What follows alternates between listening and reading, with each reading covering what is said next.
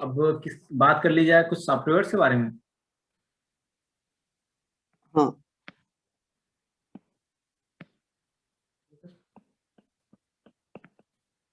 हम लोग यहाँ पे सॉफ्टवेयर के बारे में समझेंगे और देखेंगे कि सॉफ्टवेयर कितने प्रकार के होते हैं, और आपकी परीक्षा उपयोगी जो प्रश्न होंगे उनके बारे में भी हम लोग यहाँ पर थोड़ी बातें करेंगे। ठीक है सर, शुरू करते हैं टाइप्स ऑफ सॉफ्टवेयर से। ये सबसे बेसिक सा क्वेश्चन बेसिकली है। सॉफ्टवेयर दो तरह के होते हैं, system software and application software.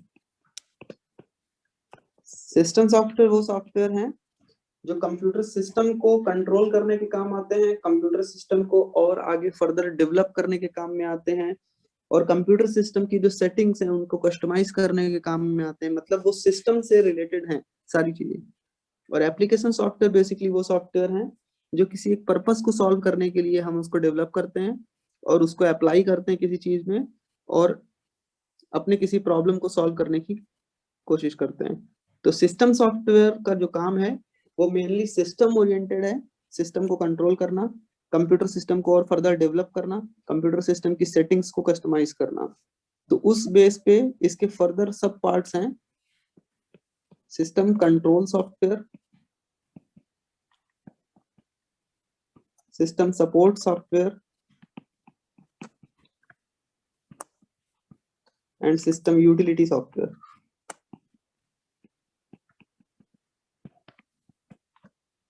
और ऑपरेटिंग सिस्टम जो है आपका वो सिस्टम कंट्रोल सॉफ्टवेयर का एक एग्जांपल है। ऑपरेटिंग सिस्टम को सिस्टम कंट्रोल सॉफ्टवेयर का एग्जांपल है क्योंकि ये सिस्टम कंट्रोल सॉफ्टवेयर पूरे सिस्टम को कंट्रोल करता है और वो होता है ऑपरेटिंग सिस्टम। और ऑपरेटिंग सिस्टम का एग्जांपल जानते हैं, विंडोज, डॉस हो गया। लिनक्स, उबंटू, एमएस डॉस, ये सब ऑपरेटिंग सिस्टम के एग्जांपल हैं जो कि कंप्यूटर सिस्टम को कंट्रोल करने के काम में आते हैं। सिस्टम सपोर्ट सॉफ्टवेयर जो कंप्यूटर सिस्टम को डेवलप करने में सपोर्ट करने के काम में आते हैं, उसमें आपका कंपाइलर, इंटरप्रेटर, ये सब सिस्टम सपोर्ट सॉफ्टवेयर हैं जो कि लैंग्वेज ट्रांसलेटर के काम में आते हैं।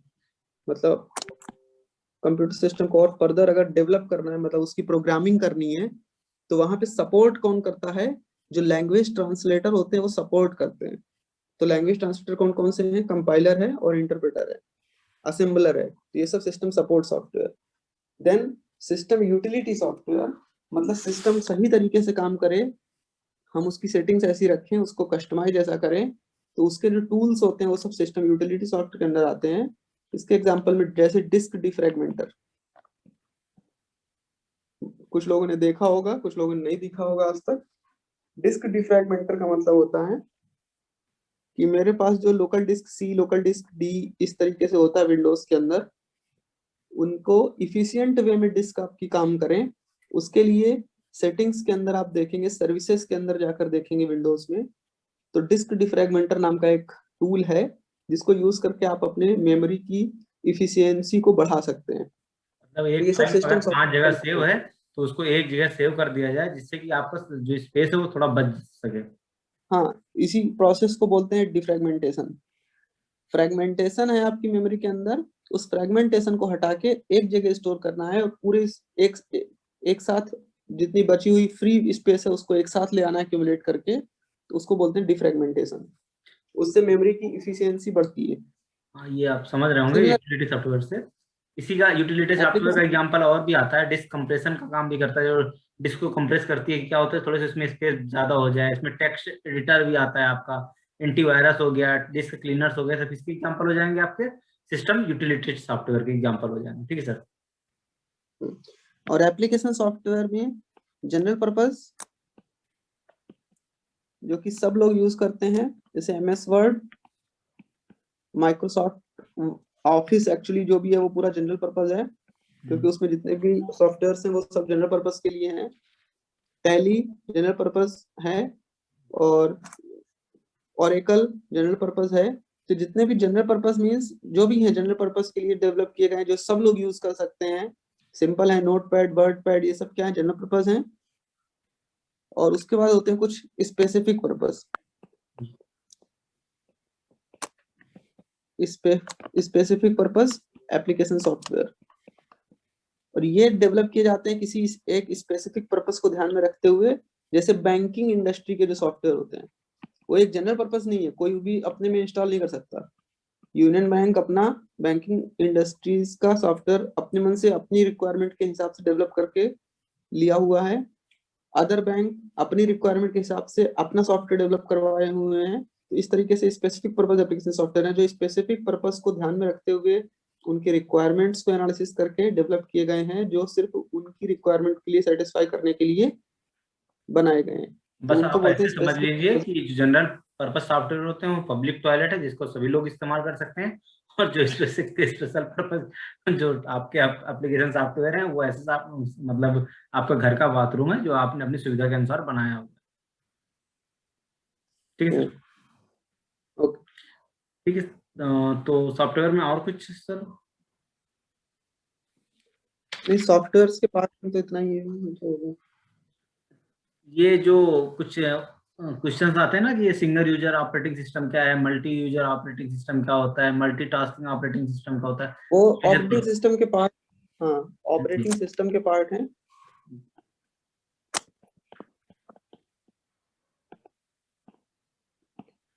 बैच प्रोसेसिंग ऑपरेटिंग सिस्टम, जी जिसमें एक ही तरीके का जो भी प्रोसेसिंग होती है, जैसे सपोज आपको मल्टीपल ऑपरेशंस करने हैं, एडिशन परफॉर्म करना है, देन उसके बाद एक सब्ट्रैक्शन परफॉर्म करना है, उसके बाद फिर से एक एडिशन सब्ट्रैक्शन परफॉर्म करना है, फिर एक सब्ट्रैक्शन परफॉर्म करना है। तो जो बैच प्रोसेसिंग ऑपरेटिंग सिस्टम होगा वो पहले सभी इंस्ट्रक्शंस को एक साथ कलेक्ट करेगा, उसके बाद देखेगा कि कौन कौन से इंस्ट्रक्शन सेम है, उनको एक साथ बैच में ले आएगा, ऐड को एक बैच में ले आएगा और सब्ट्रैक्ट को एक बैच में ले आएगा। तो एडिशन का बैच अलग परफॉर्म करेगा जिससे उसको स्विच नहीं करना पड़ेगा इंस्ट्रक्शन को, और फिर जितने भी सब्ट्रैक्शन वाले उनको अलग परफॉर्म करेगा जिससे उसको बीच बीच में स्विच नहीं करना पड़ेगा। बैच बना लेगा, उस बैच को एक साथ प्रोसेस करेगा। तो वैसे ऑपरेटिंग सिस्टम कहते हैं बैच प्रोसेसिंग ऑपरेटिंग सिस्टम। उसके बाद आता है टाइम शेयरिंग ऑपरेटिंग सिस्टम।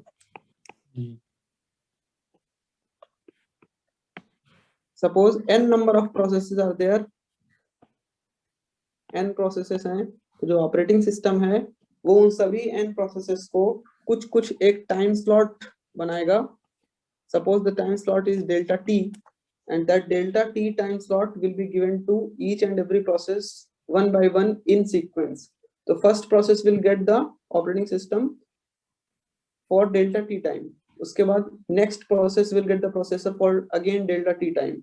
इस तरीके से एक एक प्रोसेसर एक एक डेल्टा टी टाइम के लिए प्रोसेसर को एक्सेस करेगा, परफॉर्म करेगा अपने प्रोसेस को। अगर वो कंप्लीट हुआ तो ठीक है, नहीं कंप्लीट हुआ तब भी नेक्स्ट प्रोसेस को मिल जाएगा प्रोसेसर, और नेक्स्ट टाइम जब उसका फिर से नंबर आएगा साइकिल में तब बचा हुआ पार्ट एग्जीक्यूट होगा। तो इसको बोलते हैं टाइम शेयरिंग ऑपरेटिंग सिस्टम। एक साथ ऐसा लगता है कि सारे प्रोग्राम चल रहे हैं लेकिन एक्चुअल में चलते नहीं है। एक टाइम पे एक ही प्रोसेस कंप्लीट हो रही होती है लेकिन उसकी जो शिफ्टिंग है वो इतनी फास्ट होती है कि आपको समझ में ही नहीं आएगा कि एक टाइम पे एक प्रोसेस चल रही है। ऐसा लगता है कि मल्टीपल प्रोसेसेस एक साथ चल रही है, जैसे आपने कोई सॉन्ग भी प्ले कर दिया और यहाँ पे टेक्स्ट एडिटर में कुछ टाइप भी कर रहे हैं, तो आपको पता नहीं चल रहा है, आपको लग रहा है टाइप भी एट द सेम टाइम हो रहा है, एट द सेम टाइम आपका सॉन्ग भी प्ले हो रहा है, लेकिन एक्चुअल में ऐसा नहीं है क्योंकि आपका जो कंप्यूटर सिस्टम है वो सिंगल प्रोसेसिंग कंप्यूटर सिस्टम है, मल्टी प्रोसेसिंग कंप्यूटर सिस्टम नहीं है। Multi processing computer system highly research purpose के लिए बनाए जाते हैं। जो general purpose computer system laptop computer आपके घरों में होते हैं, दुकानों में होते हैं, वो सब सिंगल प्रोसेसिंग कंप्यूटर सिस्टम है। हाँ उनके पास कोर हो सकते हैं, dual core, octa core, hexa core, that is different thing, but होते सिंगल प्रोसेसर हैं। तो एक टाइम पे एक प्रोसेस को डेल्टा टी टाइम मिलता है, उसके बाद another process will get the processor for delta T time, और सो फोर्थ सो ऑन, ऐसे चलता रहेगा। तो प्रोसेसेस इतनी जल्दी जल्दी शिफ्ट होती हैं कि पता नहीं चलता है। उसके बाद टाइम शेयरिंग ऑपरेटिंग सिस्टम को ही दूसरे नाम हम देते हैं मल्टी प्रोग्रामिंग ऑपरेटिंग सिस्टम। ऐसा लगता है कि एक साथ एक से ज्यादा प्रोग्राम चल रहे हैं लेकिन चलते नहीं है, वो टाइम शेयर करके चलते हैं। फिर होता है मल्टी प्रोसेसिंग ऑपरेटिंग सिस्टम, जिसमें एक से ज्यादा प्रोसेसर होता है। मल्टीटास्किंग ऑपरेटिंग सिस्टम भी कहते हैं क्या? मल्टी प्रोसेसिंग ऑपरेटिंग सिस्टम को मल्टीटास्किंग ऑपरेटिंग सिस्टम कहते हैं, जिसमें एक से ज्यादा प्रोसेसेस एक साथ परफॉर्म होती हैं, जिसमें प्रोसेसर ही एक से ज्यादा होते हैं। टाइम शेयरिंग मल्टी प्रोग्रामिंग में प्रोसेसर एक ही होता है, लेकिन कई प्रोसेसर्स के बीच में टाइम शेयर करता है।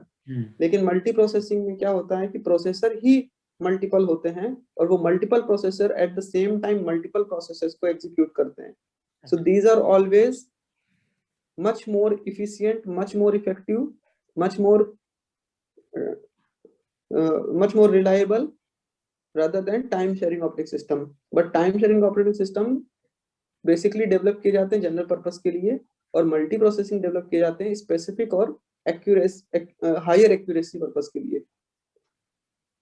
ये कुछ ऑपरेटिंग सिस्टम के टाइप हैं। और उसके बाद आता है यूजर ऑपरेटिंग सिस्टम और single real time operating system. Real time operating system का नाम रियल टाइम इस वजह से रखा गया है क्योंकि वहां पे टाइम का बहुत बड़ा इंपॉर्टेंस है।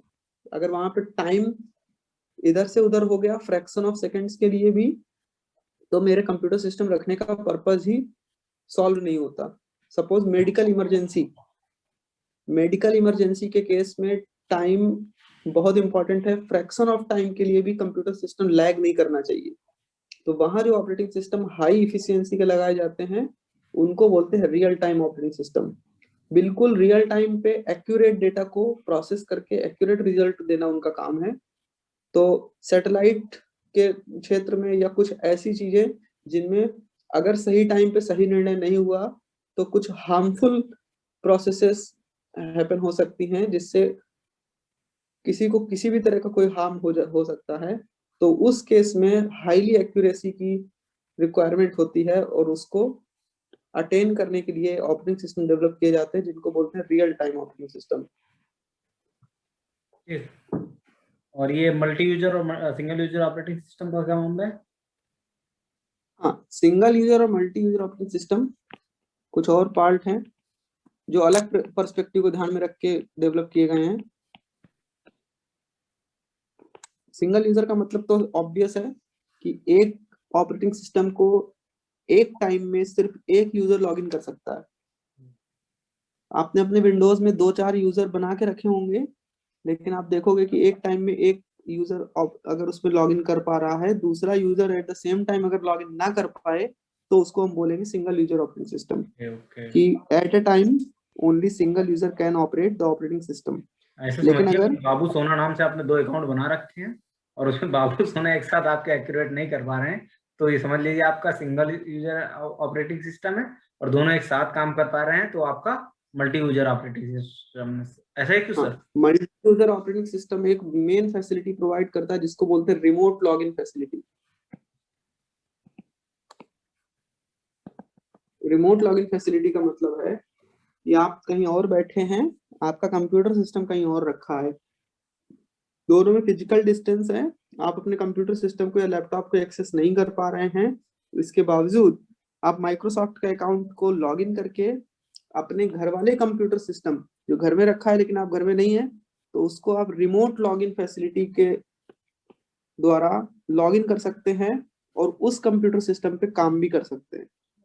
एक बहुत इंपॉर्टेंट फीचर है जो कि सॉफ्टवेयर इंडस्ट्री में बहुत ज्यादा यूज होता है, क्योंकि सॉफ्टवेयर इंडस्ट्री में क्या होता है कि जो सर्वर रखे हैं उस पे एक साथ मल्टीपल यूजर लॉगिन करते हैं और मल्टीपल ऑपरेशंस परफॉर्म कराते हैं। तो सब लोग जाके सर्वर में बैठ तो नहीं सकते, तो सब लोग क्या करते हैं, उसका रिमोट लॉगिन करते हैं, अपने अपने डिस्क से बैठ के मेन सर्वर पे लॉगिन करते हैं और वहां से उस पर प्रोसेसिंग अप्लाई करते हैं, प्रोवाइडेड कि जो मेन सर्वर है, जो मेन सिस्टम है जिसपे रिमोट लॉगिन हो रहा है, वो उस टाइम पे ऑन हो, वो ऑफ नहीं होना चाहिए। अगर रिमोट लॉगिन आप किसी सिस्टम पे करना चाहते हैं तो वो ऑन है अगर, और वो इंटरनेट से कनेक्ट है, तो आप बाहर से कहीं और से बैठ के उस पर लॉगिन कर सकते हैं, काम उस पर कर सकते हैं। तो जो भी प्रोसेसिंग होगी वो जो मेन सिस्टम है उसके प्रोसेसर पे ही होगी। आपको लग रहा है कि आप अपने लैपटॉप पे कर रहे हो, लेकिन एक्चुअल प्रोसेसिंग वहीं पे कंप्लीट होगी जो एक्चुअल सिस्टम है। So this is a very important feature of multi user operating system. अच्छा सर, ये डिवाइस ड्राइवर्स क्या होते हैं? Device drivers system utility software के अंदर ही आते हैं। Drivers is nothing but the softwares which provide the support to various devices to function at its better time. Okay. अगर कोई डिवाइस है वो इतने अच्छे से काम नहीं कर रही है, तो इसका मतलब है कि उसको पर्याप्त सपोर्ट नहीं मिल रहा कंप्यूटर सिस्टम से। तो ठीक। उसको जो भी रिक्वायर्ड सपोर्ट है वो कंप्यूटर सिस्टम से मिले।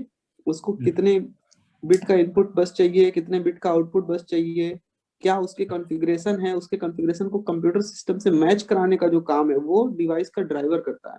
वो एक सॉफ्टवेयर है छोटा सा, जो कि कंप्यूटर सिस्टम में उस पर्टिकुलर डिवाइस के लिए एक प्लेटफॉर्म को डेवलप करता है, जिस प्लेटफॉर्म पे वो डिवाइस इफिशिएंटली वर्क करेगी। ठीक है सर। ये बूटिंग का क्या मामला होता है? बूटिंग में कोई सॉफ्टवेयर होता है क्या? कहते हैं ना कि बूटिंग सीडी है, बूटिंग पेन ड्राइव है, बूटिंग ये कुछ।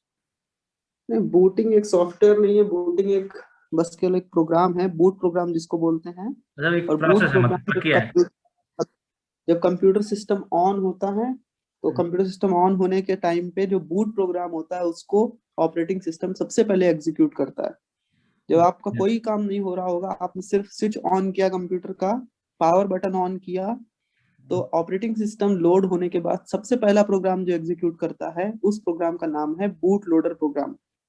बूट लोडर प्रोग्राम जो बूटिंग प्रोसेसेस को कंप्लीट करने के लिए जो रिक्वायर्ड और सपोर्टिंग प्रोग्राम्स हैं उनको लोड करके प्राइमरी मेमोरी में लाता है, रैम में लाता है, और फिर रैम में लाने के बाद उनको एग्जीक्यूट करता है, जिससे आपका कंप्यूटर सिस्टम आपको यूज करने लायक दिखने लगता है। ओके। ठीक है सर। ये हमको लगता है सब कंप्लीट हो गया। और इसमें मुझे लगता नहीं कि सॉफ्टवेयर में कुछ अलग से पढ़ने की ज़रूरत है बच्चों को। अगल अब मुझे लगता है अलग से जो पढ़ने की ज़रूरत है वो माइक्रोसॉफ्ट ऑफिस है, माइक्रोसॉफ्ट वर्ड है, ये तो अलग पूरा चैप्टर ही हो जाएगा। ये ऑपरेटिंग सिस्टम और जो आप सॉफ्टवेयर जो मेन मेन पार्ट्स हैं लगभग लगभग हम लोगों ने देख लिए हैं सर। ठीक है सर।